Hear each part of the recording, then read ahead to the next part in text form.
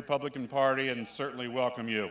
Ladies and gentlemen, we're going to do God before country always, and to lead us in prayer, my good friend and confidant, the Reverend Phil Chilcote. Would you bow your heads with me? Lord, I humbly come tonight to pray as an American. Only you, Lord, truly know where we've been, where we are, and where we're going. Yet you give us the power and responsibility to choose our own destiny. That free will can be clearly seen in our electoral process. Lord, we need more balanced lives, for we seem to a divided nation into groups, us and them, right and wrong, rich and poor. It's right that we should have varied opinions and solutions, but help us not to become so engaged in defending our own opinion that we assault those who have a different view. Bless our political process so honesty, integrity, and goodness will prevail, for we were created to live a little higher than the animals and a little lower than the angels. Our focus on you, O God, is essential, for only in you is true strength and hope and peace to be found. God, bless America, a land that I love. Stand beside her and guide her through the night with a light from above. Bless the Republicans, bless the Democrats, bless the independents, young and old. God, bless America, my home, sweet home. God bless America, my home, sweet home. Amen.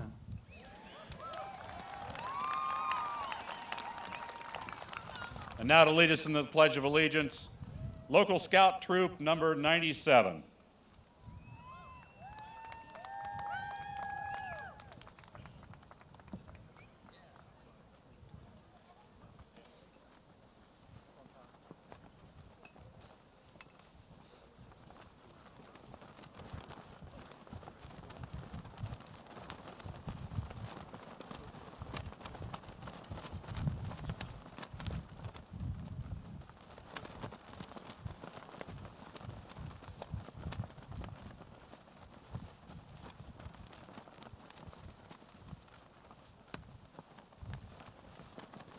Would you please remove all non-religious headgear? Please join us in the Pledge of Allegiance. Post the colors. Scout hand salute. I pledge allegiance to the flag of the United States of America and to the republic for which it stands, one nation, under God, indivisible, with liberty and justice for all.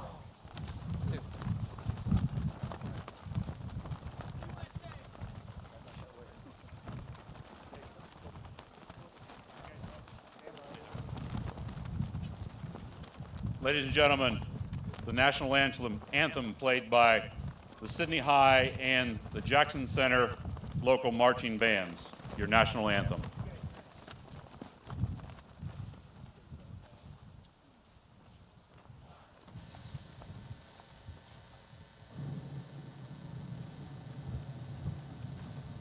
Oh, say, can you see by the dawn's early light what so proudly we hailed at the twilight's last gleaming, whose broad stripes and bright stars through the perilous fight o'er the ramparts we watched were so gallantly streaming, and the rocket's red glare, the bombs bursting in air, gave proof through the night that our flag was still there. Oh, say, does that star-spangled banner yet wave o'er the land of the the free and the home of the brave.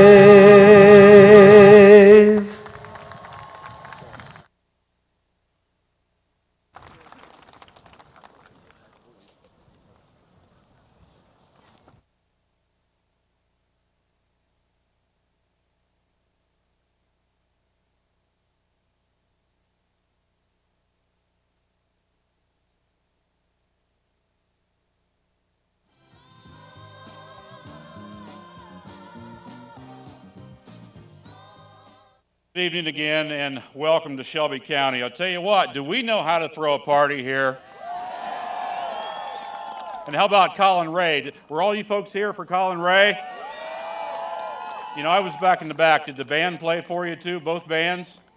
Well, I'll tell you what a great sound, and we're really proud of our young people here this evening, and these band members represent some of the best that Shelby County has to offer. Now, certainly this evening is a special evening for Shelby County and all of our citizens. It's not every day that Shelby County gets to be front and center in the race to elect the next president of the United States, yet we are right here. Right here. You know, when we considered the possibility of this event, we thought about Shelby County's agricultural heritage, our work ethic, our shared values, and most importantly, the ability to put our shoulder to the wheel and get things done. Well, ladies and gentlemen, it's time. It's time to get it done for our country. It's time to get it done for Mitt Romney and take back this presidency. Ladies and gentlemen, this is going to be a turnout election, and judging from the turnout this evening, if you show up on election day, or better yet, if you request and send back that absentee ballot together, we can put Mitt Romney over the top. It starts right here tonight. Are you with me? Are you with me? I'll tell you what, we're excited. Well, I certainly want to thank our GOP team, our sheriff's staff, the Sidney Police Department, Mayor Barhorst, I'm not sure where he is, he's here somewhere, the fairground staff, our volunteers, local business owners, and many others who have made tonight possible. But certainly, most of all, I want to thank you folks. You're the individuals who are going to remember that on this night, you helped Mitt Romney get elected as the next president of the United States.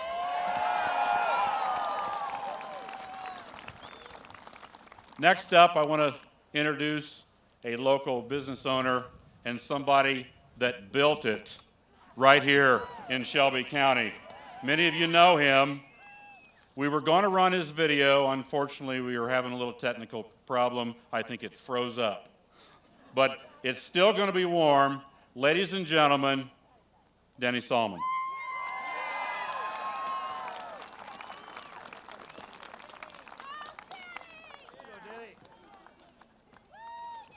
Gosh. Welcome to Sidney, Ohio, Mitt Romney, huh? Hey, yeah! What a day.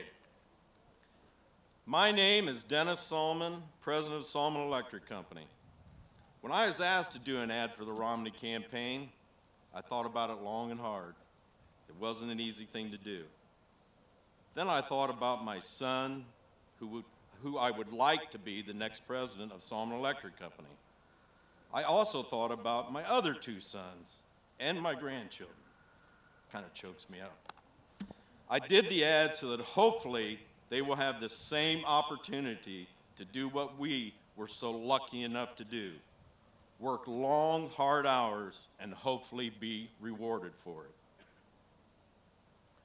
Our candidate, Mitt Romney, has a plan for a stronger middle class, enhancing our skills to succeed by giving every family access to a great school and quality teachers, providing access to affordable and effective higher education options, focusing job training programs on building valuable skills that align with opportunities.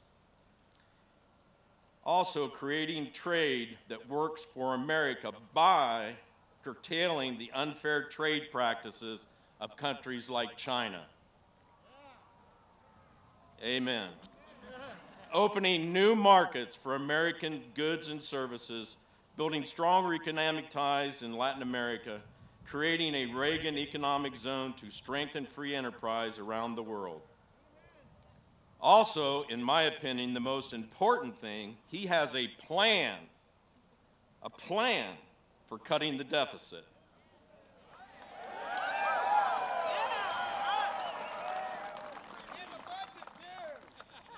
Immediately reducing non-security discretionary spending by 5%, capping federal spending below 20% of the economy, and also giving back to the states responsibility for programs that they can implement more effectively. Mitt Romney, as a businessman, knows way more than I'll ever think about it, but he also knows that small businesses like ours are the lifeblood of our economy. Mitt Romney will be a champion for small business. He has a plan for more jobs and more take-home pay. Under Mitt Romney's leadership, I mean leadership that we have been lacking, he has promised to reduce taxes on job creation through individual and corporate tax reform, stop the increases in regulation or tangling job creators in red tape, protect workers and businesses from strong-arm labor union tactics, replace Obamacare with real health care reform that controls cost and improves care. My name is Dennis Salmon, president of Salmon Electric Company, and I build it. Thank you for coming this evening, and make sure you vote early. God bless America.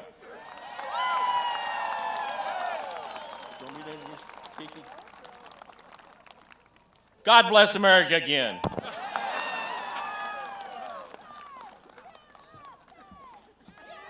Thank you. USA! USA! USA! All the way from the peanut gallery back here. I'll tell you what, next up we have John Adams, state rep here locally. John's done us a great job. You know, we always know how he's going to vote. We can depend on him as a conservative here in Shelby County. He's majority whip with the majority, and we're proud of his leadership. Ladies and gentlemen, Representative John Adams. Where you at, buddy? Thank you, sir. Thank you. Thank you, Chris. It's a beautiful night, isn't it? Speaking as a veteran Navy SEAL, veterans and Americans count on their commander-in-chief to honor their constitutional duty to our nation's safety.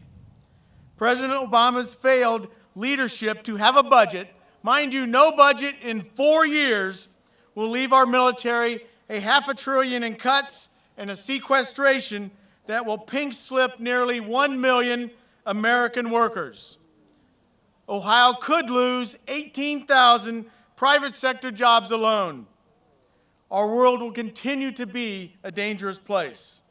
I personally do not trust the policies of this administration to maintain our strong military. This failed leadership must end.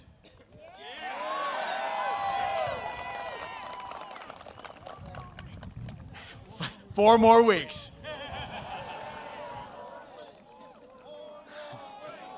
Four more weeks.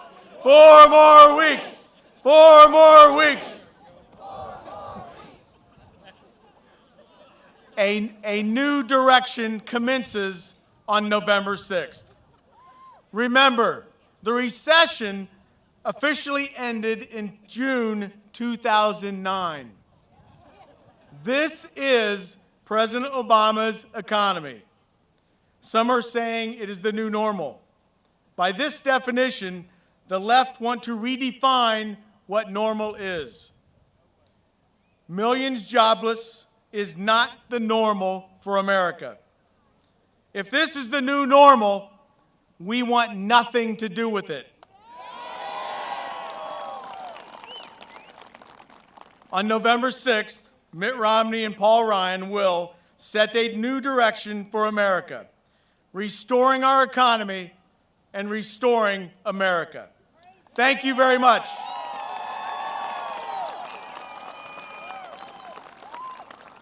At this time, I'd like to introduce Jim Beakey, representative from Darke County, a wonderful gentleman who has returned to the House, serving under Bill Batchelder, and he's a stalwart, a conservative, and Bill Beakey, ladies and gentlemen. Thank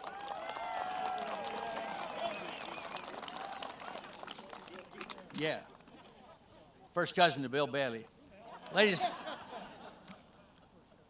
welcome, Governor Romney and all of us who are assembled this evening to the breadbasket of Ohio.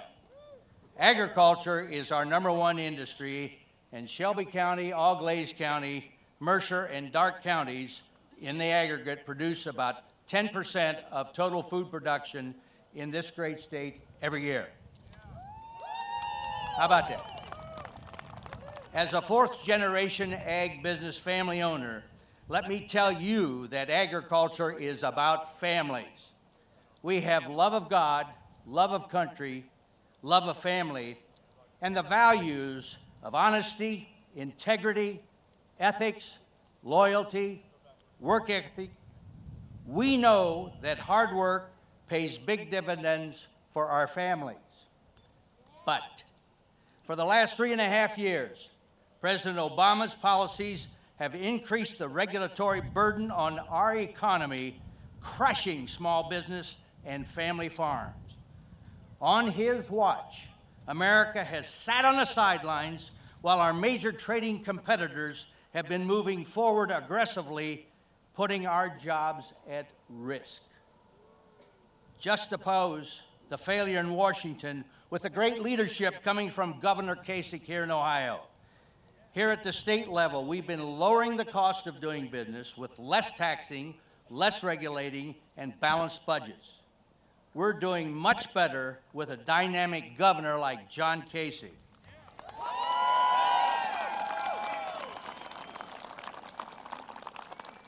But I'm here today to tell you, ladies and gentlemen, we could be doing a whole lot more if we had a true partner in Washington like Mitt Romney. Yeah!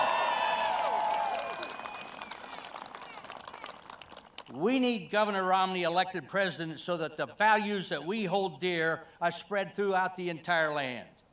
Governor Romney is one of us. He is a man of faith. He's a man of integrity. He's a patriot. He leads by example and possesses all the values that we do here in West Central Ohio. Amen. Amen is right. He's led in the public and private sector like our own John Kasich. We need Governor Romney elected president so that the rest of the citizens will follow his lead. When Governor Romney is elected president, he will plant the seeds that will grow and mature into crops of more jobs, more responsibility, and more freedom. That's what this is about. I encourage all of you to go to your county boards of election in any weekday from here till November 2nd and vote early for Mitt Romney. We need you out there voting early so that we can all work hard on Election Day and focus on those crucial undecided voters in the closing days so that we're over the top. We cannot afford 4 more years of this mess. We need Mitt Romney. It's that simple.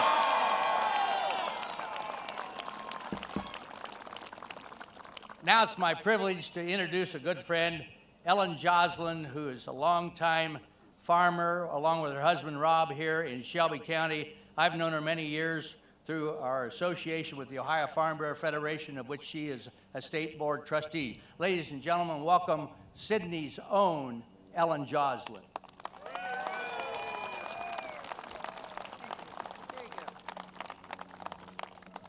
Well, thank you, Jim. Well, good evening. Like he said, my name is Ellen Joslin, and I'm a farmer, a farm wife, and I'm ready for a change for the better. I'm ready to put Mitt Romney in the White House. How about you? You know, our Shelby County farm has been in the family for 4 generations. We, like a lot of farm families, are concerned about the future of not only our farm business, but our livelihood as well. You see, agriculture is more than a business to farm families like ours. It's a way of life. It's a way of life to provide a safe and abundant food supply to our nation and the world. It's a way of life to grow the fiber for clothing and industry. And increasingly important, it's a way of life on the farm to produce energy, making us less dependent on foreign oil.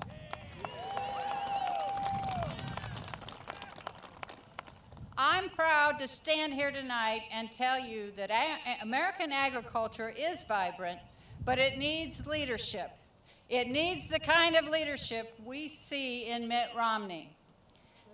Mitt Romney understands that our rural heritage, our work ethic, and our respect for our shared natural resources is what makes the American farmer the most productive in the world. We need Mitt Romney's leadership on agricultural tax policies that eliminate the federal estate tax once and for all. We need Mitt Romney's leadership to pursue trade policies that expand upon the success of agriculture, not limit it. We also need Mitt Romney's leadership to create a regulatory environment that is common sense, cost-effective. And yes, we need Mitt Romney's leadership to achieve energy independence on this continent by 2020.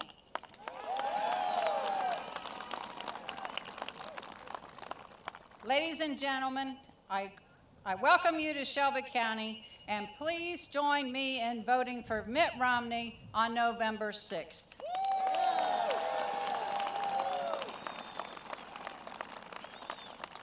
And now I'd like you to please welcome your state senator and soon to be the president of the Senate from the great state of Ohio, the 12th District Representative, Senator Keith Faber.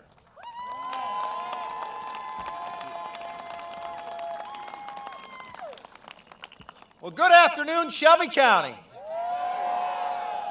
I need to do some housekeeping here before I get started. Our congressman and our good friend Jim Jordan couldn't be here tonight. He planned on being here, but he got tied up in congressional House oversight hearings on this whole Libyan Benghazi mess. And I don't know if any of you followed that today. I was real excited to hear his hard questions. You know, one of the questions we're going to have to figure out is, does this president believe the buck stops on his desk, or does he still believe the buck needs to stop someplace else? When you have an ambassador killed, the question is, why? And they're trying to get to the bottom of that in Washington, D.C., and Jim's there working hard. I know Polly's here. Let me give a shout out to Polly Jordan. Let's give her a great round of applause.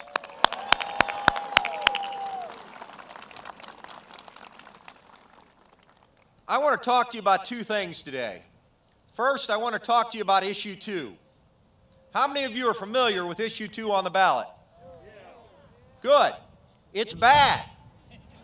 If you need more explanation of Issue 2, I'll just give you the quote from the other side's lawyer. He said, the language is so confusing it takes 3 law degrees to figure it out. Well, if it's that confusing, why are you trying to stick it in the Ohio Constitution? You see, Issue 2 is all about changing the rules. It's about changing the rules when the other side couldn't win by following the rules. Now, I could go on and talk to you for a long time about what it means. But essentially, Issue 2 is all about changing the way we draw lines in the state of Ohio. You see, they want to make Ohio a center-left state. They want to use the California-style rules.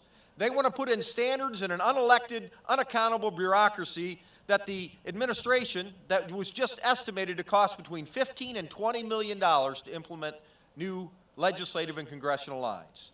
Now, I don't know about you, but I'm pretty sure we don't need to waste that kind of money.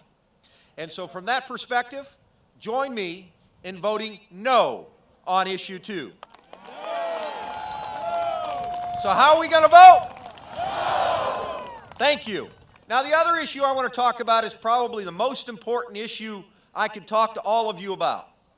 You know, I get asked all the time. They say, Keith, why is it that you go to Columbus and you work so hard and you do all the things you do and have to spend time away from your family? And for me, it's a simple answer. You know, I've got a 5-year-old daughter named Brooke and a 7-year-old son named Adam. Many of you in this audience have met him. And in fact, there's a young man standing right back here. Step aside and let Mr. Boley come forward. Come on up here, Nate.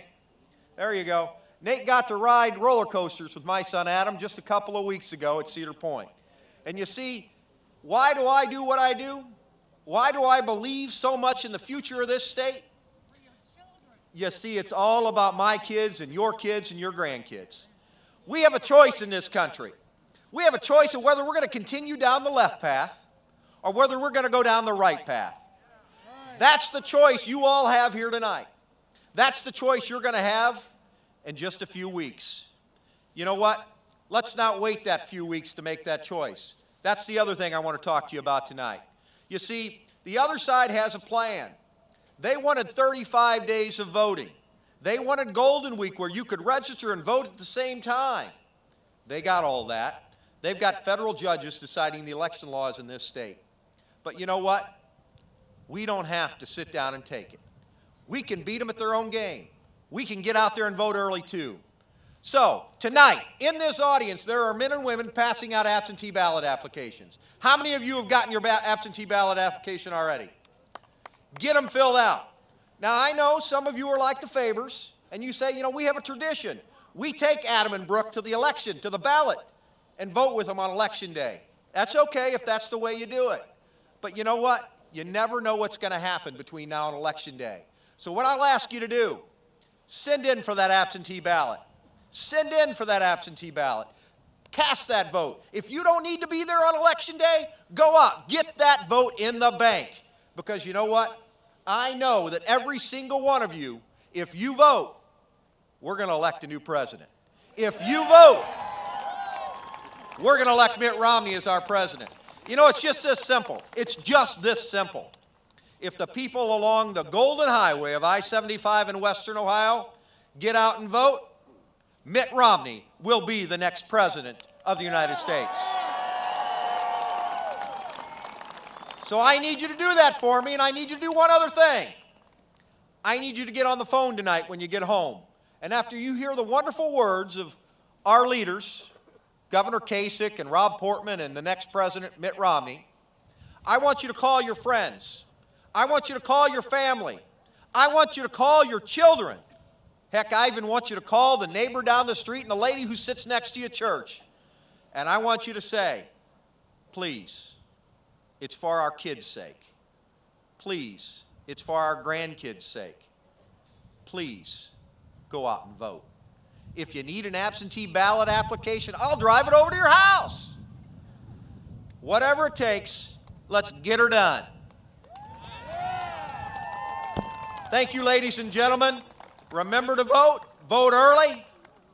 If the other side were here, they'd say vote often. We only vote once. But we're okay with voting early. Thanks a lot. God bless you, and God bless Shelby County.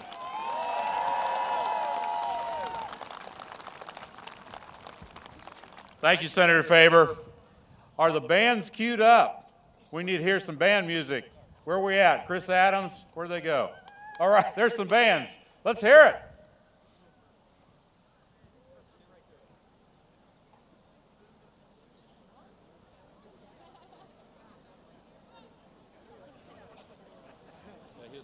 His cue was.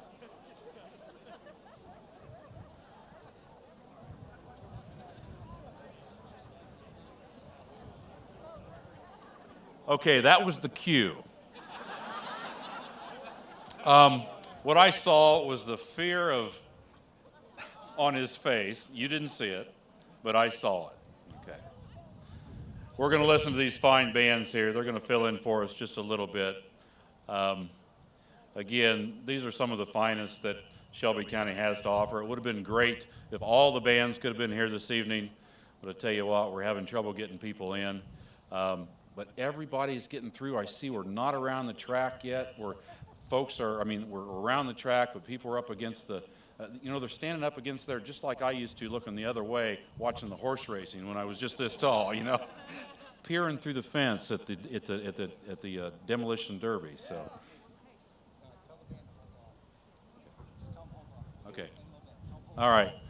When you band members are ready, now that I've scared the dickens out of you, just hold just a little bit. We'll give you a cue, but blow some warm air through that tuba, and we'll be right with you.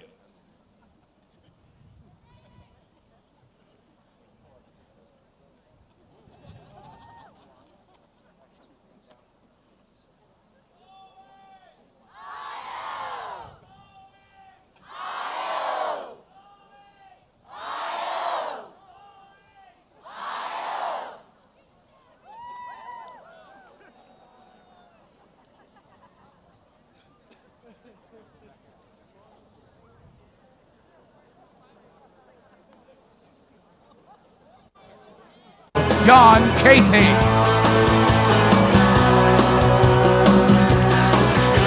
Sun coming up over New York City. School bus driver in a traffic jam. Staring at the faces in a rearview mirror. You ready to win this election and have a new president? Are you all ready for it? Well, we got the next president back there. He's going to come and see you real soon. Can we let him hear us? Huh?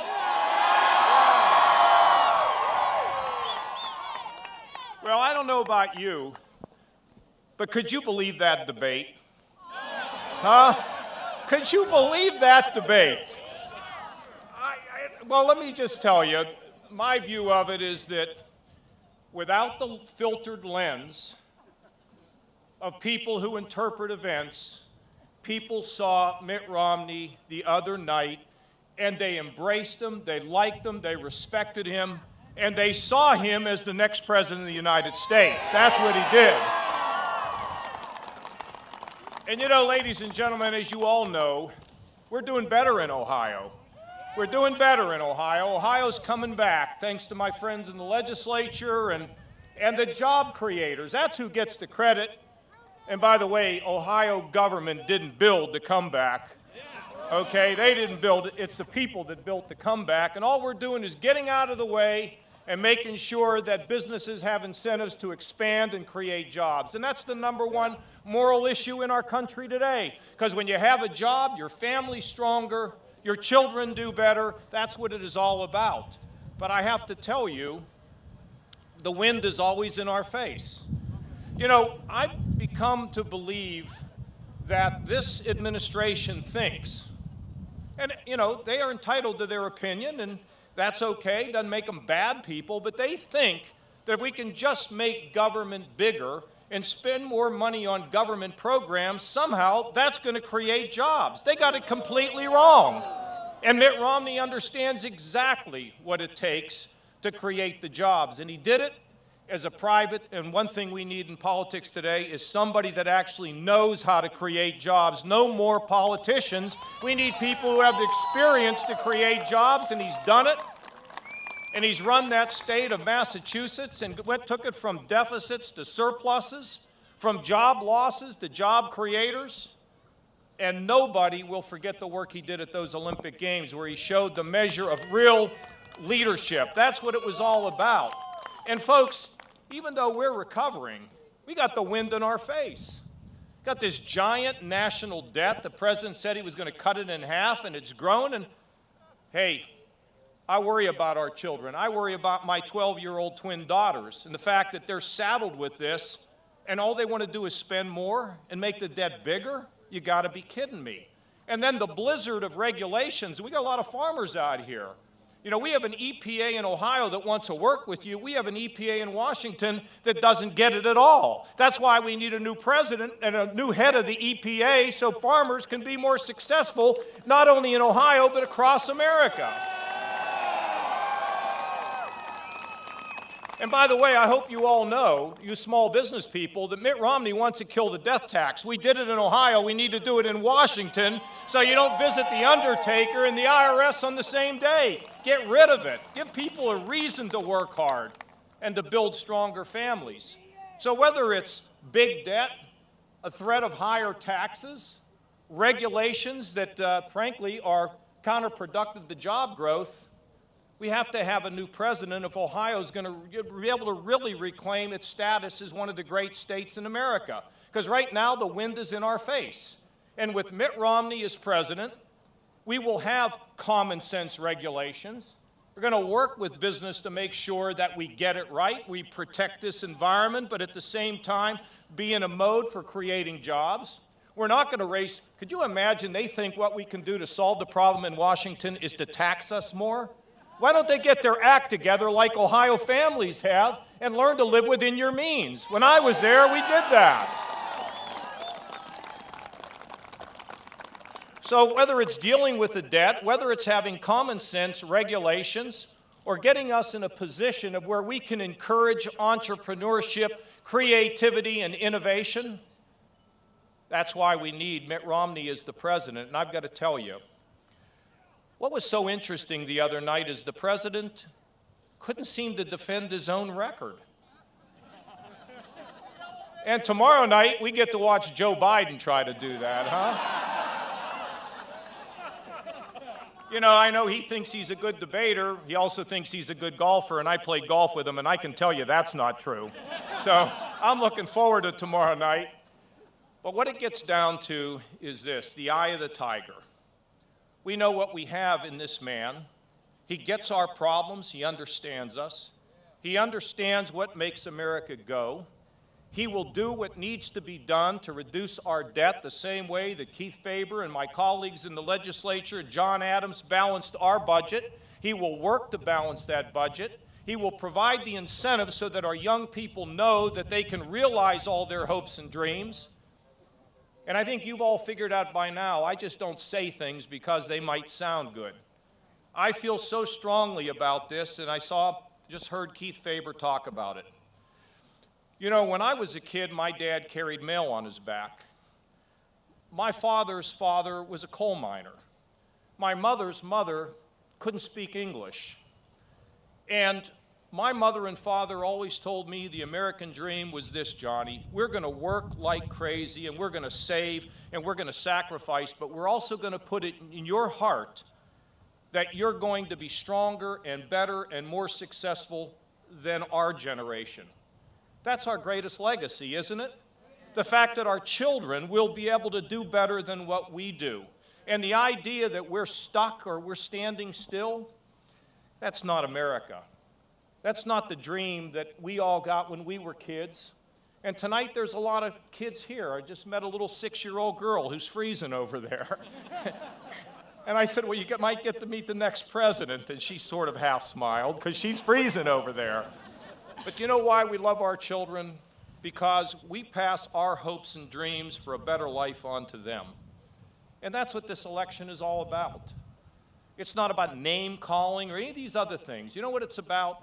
Who can best provide that beautiful legacy to our children that not only will we be strong, but they will be stronger. And the pro-growth policies of Mitt Romney, the way he understands job creation and dealing with his debt and having the courage to take it on will make a difference for America. It's up to all of us. And I heard Keith say it, when you go to church, when you go to the synagogue, when your neighbor says, I don't know if I'm going to vote, each and every one of us makes a difference in the outcome of this election.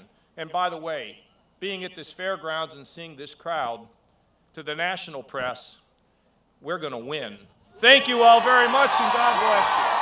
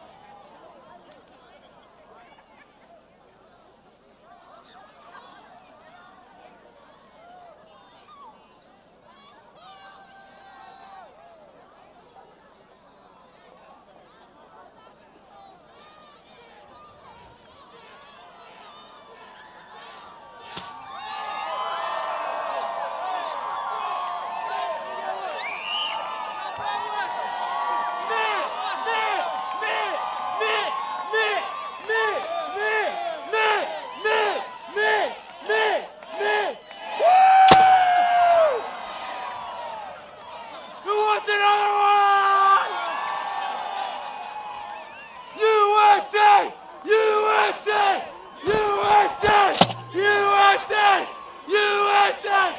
Love me up, baby! Super!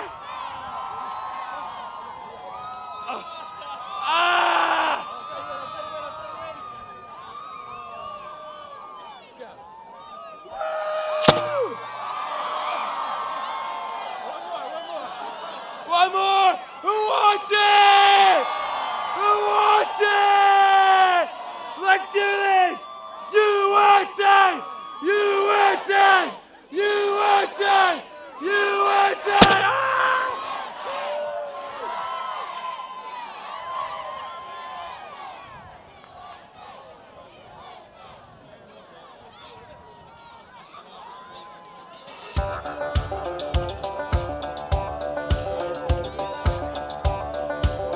Ladies and gentlemen, please welcome Josh Romney!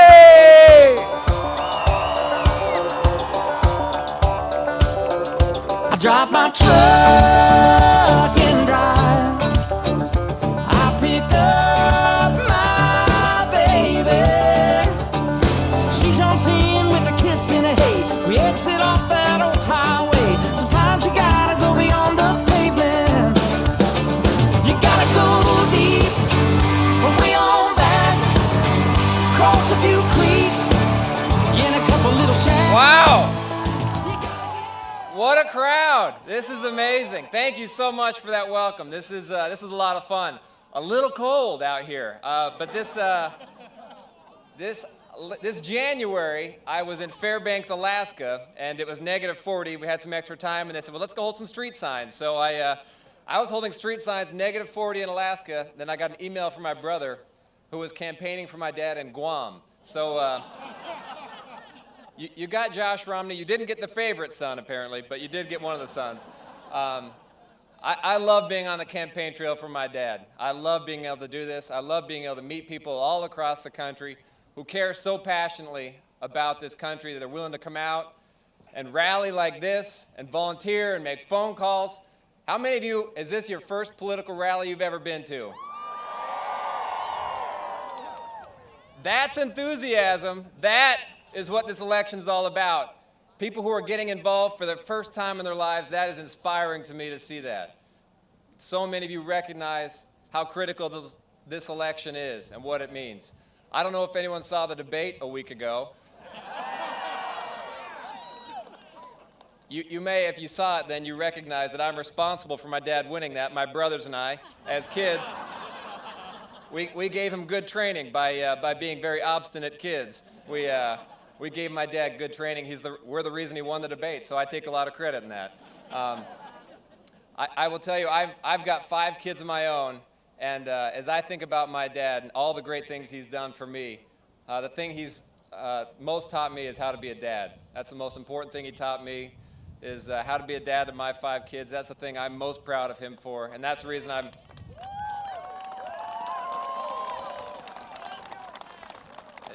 And of all the things he is good at in life, being a dad is number one. He is an amazing, amazing person. I'm proud of him. I love him. I heard a chant going on before I came out, 4 more weeks. We're actually a little less than that, 27 days. That's an important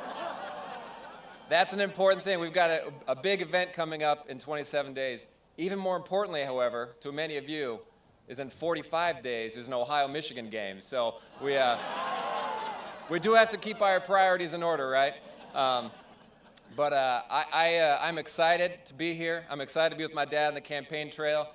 They a lot of times send me off on my own. So for me, this is an honor to be able to introduce someone who's my hero and the next president of the United States of America, my dad, Mitt Romney. Thank you.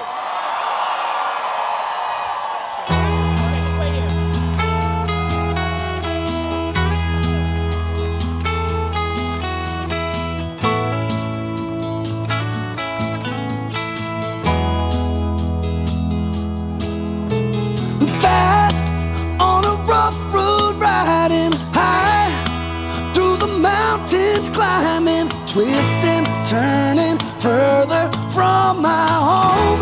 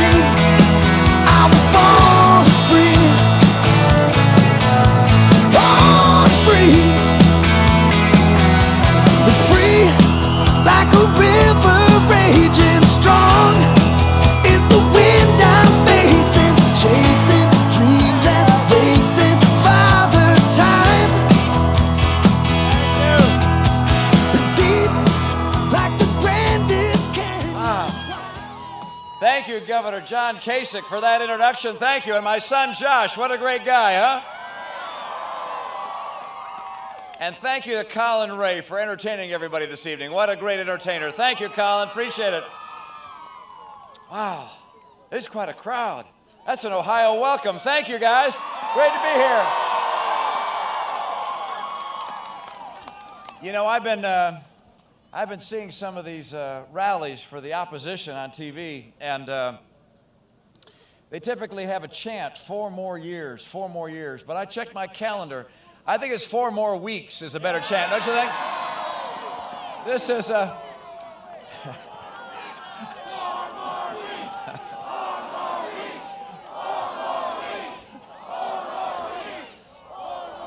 Thanks, you guys. Look, I'm overwhelmed by the number of people here. There are even people out there. That's another county over there, but I appreciate the chance to see you out there. Thanks so much for being here. I know there's a lot of interest in the campaign these days. People are concerned about what's happening in our country. They want to see better times ahead, and they're coming. I know that a lot of folks are struggling. 23 million people out of work, looking for better jobs, struggling to get a better job. We see 1 out of 6 families in poverty. Even those that have work, having some tough times because incomes have come down. Last 4 years, the median income in America has dropped by $4,300 a family. And with median income around $50,000, that's a huge drop.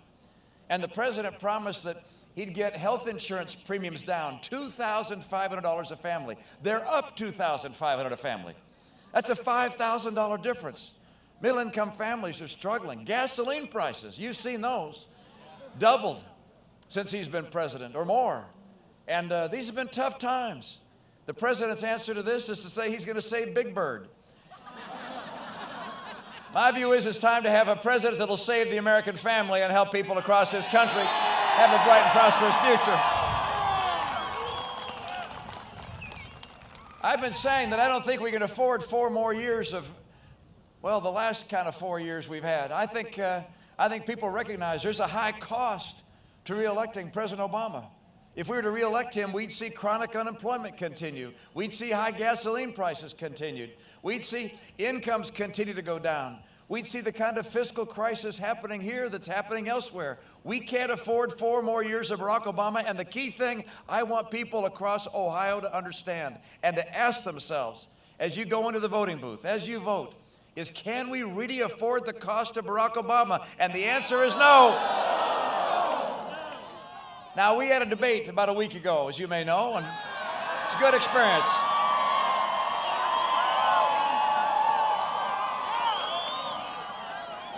And it was a chance for people to see what we actually believe, as opposed to just seeing what's on TV and the ads, which don't always characterize accurately our views. And we heard what the president had to say, and people heard what I had to say, and they're pretty starkly different. We both care very deeply about helping the middle class in America and helping get people out of poverty and into the middle class. But our pathways for how to do that couldn't be more different. He, for instance, wants to raise taxes from 35% to 40% on about 1 million of the small businesses in our country. I want to lower taxes on small business to create more jobs. He wants to put in place a more expensive death tax, which of course would make it a heck of a lot harder for people to pass farms on to the coming generation. My view is we ought to get rid of the death tax altogether. It's simply not fair. He wants to raise the tax on savings. He wants to make it more expensive to save your money. My view is if you're middle class, making $200,000 a year and less, there should be no tax on interest, dividends, or capital gains. Let people save their money without having to pay tax on it. On the export front, you realize, of course, and I know a number of you are in the agricultural community, 23 million American jobs count on agriculture. It's a huge part of our economy. About 1 million jobs depend on export of agricultural products. And over the last 4 years, the president has signed no new trade agreements, no new opportunities for America to sell goods outside our nation. We can compete. Our farmers can compete. Our manufacturers can compete with anyone in the world. But he hasn't opened up these markets for us. I will go to work to get trade promotion authority to open up new trade for America so we can compete on a fair basis across the world and create more jobs here. Now, the president has described his energy policy. He says one thing, but you can look at his record, it's pretty different. Because he's been in office for 4 years, and he has cut in about half the permits and licenses that go on federal lands for putting in place oil wells, drilling, whether it's on federal lands, by the way, or federal waters. My own view is we ought to double the licenses on federal lands and in federal waters for drilling. And I want to make sure we drill up in Alaska as well, and I want to get that pipeline in from Canada to take advantage of those resources. His policies will lead to what he said when he was campaigning 4 years ago. He said, look, if my policies get put in place, the cost of energy will skyrocket. Well, America's farmers can't afford those skyrocketing energy prices, and I'm going to go to work to get North American energy independence so we can have confidence in our future when it comes to energy. There's another place we think very differently. That's with regards to the military. The president has cut the military budget by about $500 billion, and then through his sequestration idea, another $500 billion on top. The Secretary of Defense has said these kind of cuts would be devastating. I will not cut our military commitment. Our military must be second to none.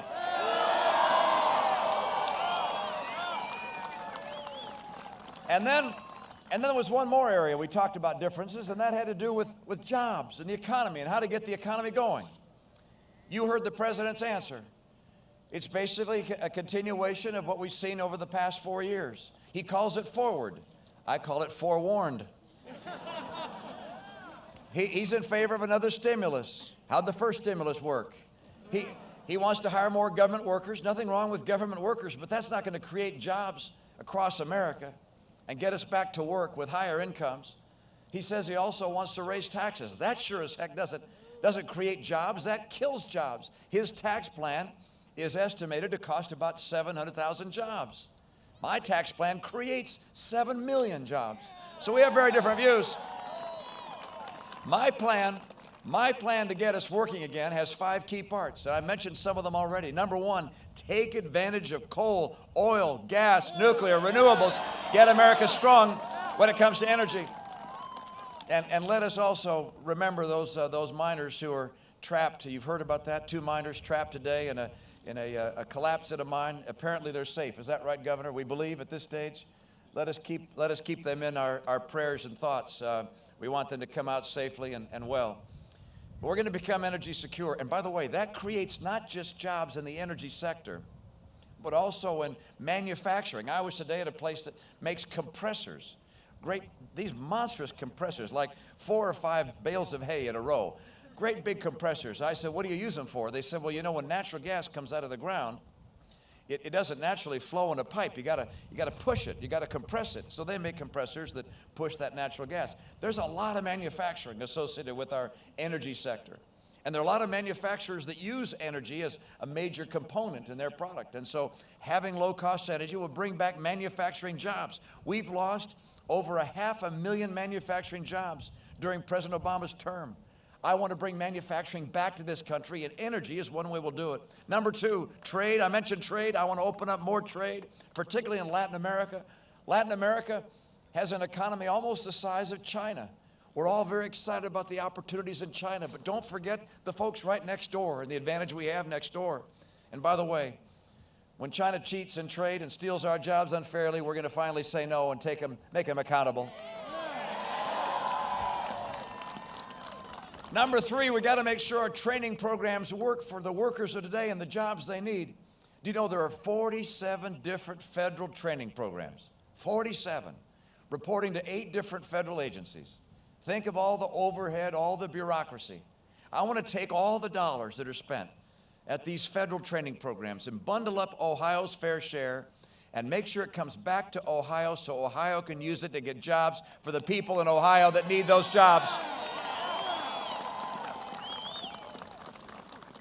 Number 4, we're going to get a balanced budget. We can't keep on spending more than we take in. It's killing our future. The president's spending too much. I think it's morally wrong for us to spend our kids' future as we're doing, and I'm going to cap federal spending. I'm going to cut federal spending and get us on track to that balanced budget. And number 5, I'm going to champion small business. I want to make it easier for small businesses to grow. Small business is where 2/3 of our jobs are created. And when I go across the country and talk to small business folks, they say sometimes they feel that the government is their enemy, not their ally. I want them to understand that the role of government is to protect our freedoms, to make it easier for enterprisers to get out and begin their businesses and to put people to work. I want regulators to see their job as creating regulations that make markets work, that don't crush the entrepreneurs. I want taxes to be low for entrepreneurs, for people who are building jobs. And by the way, I want to make sure that Obamacare gets out of the way of creating jobs.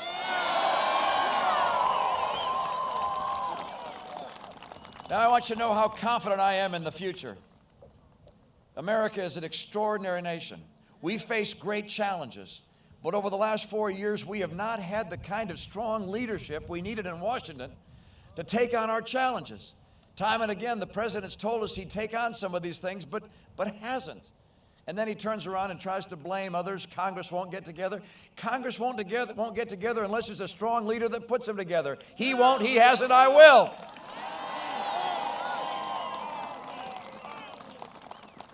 My confidence in the future comes from the fact that I go across the country and I'm inspired by the people I meet. It's quite a nation. I was at the Republican convention a few weeks ago and met Jane Horton. Jane, wonderful woman, her husband, a sharpshooter in the Army, sent over to Afghanistan. She's packing up a package for him with some birthday goodies when she gets a knock at the door and learns that he's been killed in Afghanistan. And her reaction is not to become depressed and despondent, but actually to go to work and try and help other families that have lost loved ones in conflict. And at the time of the funeral of her husband, when his remains were brought back, she was asked what she thought about the people who were there, because this was a time when some of those misguided people were showing up at the funerals of our military officers and military personnel and protesting.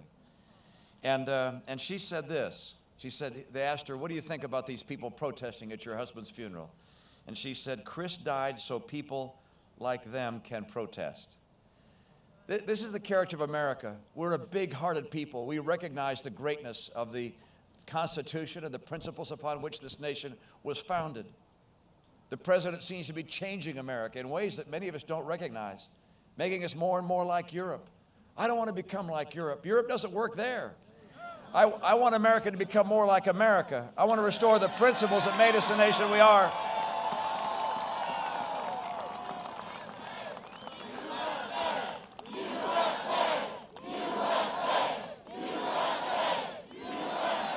I'm